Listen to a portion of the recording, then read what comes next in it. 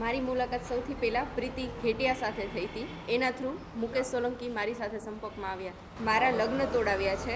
જ્યારે 23 તારીખે જાન આવી ગઈ હતી તે દિવસે સૌથી પહેલાં પ્રીતિ ઘેટિયા અને મુકેશ સોલંકી પાર્ટી પ્લોટે પહોંચ્યા અને ધાકધમકી આપી અને પહેલાં મને મળવા આવ્યા. મને મળીને બહાર નીકળ્યા. પછી એને વરરાજાની ગાડીની અંદર જઈ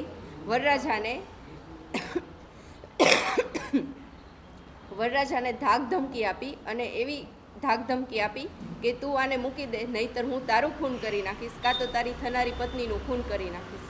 એના લીધે જાન પરણ્યા વગર પાછી ગઈ છે.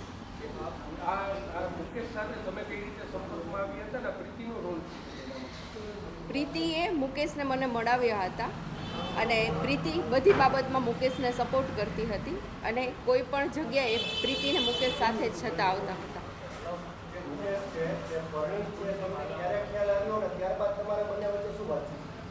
મુકેશ પરણિત છે એ મને ખ્યાલ 2-3 મહિના પછી ખબર પડી અને ત્યાર પછી એવી વાત થઈ હતી કે આપણે રિલેશનશિપમાં છીએ અને હું આગળ જતા તને સ્વીકારી લઈશ. મારા ફોટોઝ ને વિડીયોઝ વાયરલ કરી દેશે અને હું સમાજમાં કોઈ મને પરણશે નહીં એવી મને ધમકી આપતો.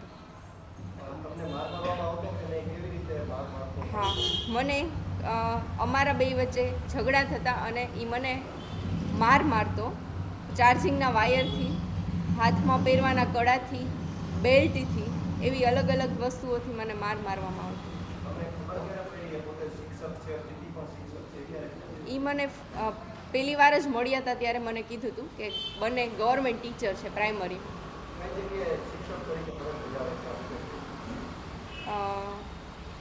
પ્રીતિ ઘેટિયા મોરબી જિલ્લામાં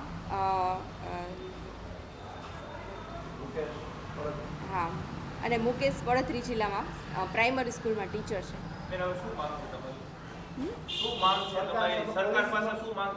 સરકાર પાસે મારી એવી માંગ છે કે આવા શિક્ષકોને શિક્ષણ તંત્રમાંથી દૂર રાખો અને કોઈ પણ જે દીકરીઓ મારી જેમ હેરાન થઈ હોય તો એ આગળ આવે અને ફરિયાદ નોંધાવે અને મુકેશ સોલંકી અને પ્રીતિ ઘેટિયાના વિરુદ્ધમાં સખ્તથી સખ્ત પગલાં લેવામાં આવે. હા, બીજી દીકરીઓને હું એવી અપીલ કરીશ કે તમે આવા કોઈ ઝંઝાળમાં ફસાશો નહીં અને તમે તમારા પરિવારને અને પોલીસ સ્ટેશને ફરિયાદ કરો. તમારો સાથ આપશે તમારો પરિવાર અને પોલીસ પણ તમારી મદદ કરશે.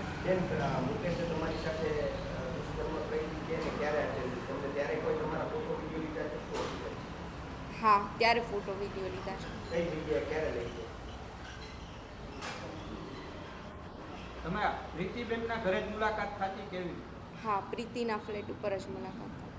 બેન, કે રૂપિયા તમારી પાસેથી પડાવ્યા વાત છે, શું હકીકત? હા, કટકે 5 લાખ જેવા મારી પાસેથી, 5 થી 5.5 લાખ જેવા મારી પાસેથી પૈસા માંગવામાં આવ્યા છે.